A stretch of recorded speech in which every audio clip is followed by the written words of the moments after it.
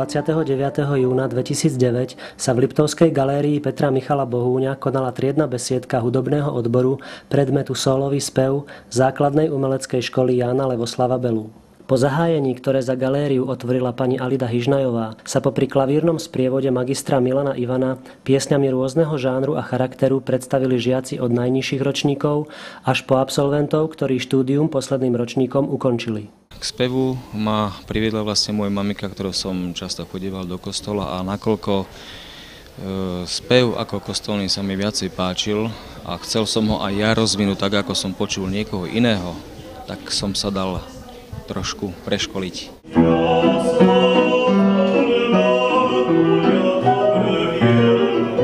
Cieľom triednej besiedky bolo prezentácia žiakov piesňami, ktoré sa naučili v druhom polroku. A bolo to spojené s takým hudobným divadlom aj s hudobnou rozprávkou od skladateľa Igora Dybáka. S triednou besiedkou som celkom spokojná. Vieme, čo máme docvičovať, ale deti ma nesklamali. Ja som veľmi šťastná, že sa tomuto venujú a že spievajú a že chcú spievať. Pre televíziu Liptov Peter Rybín.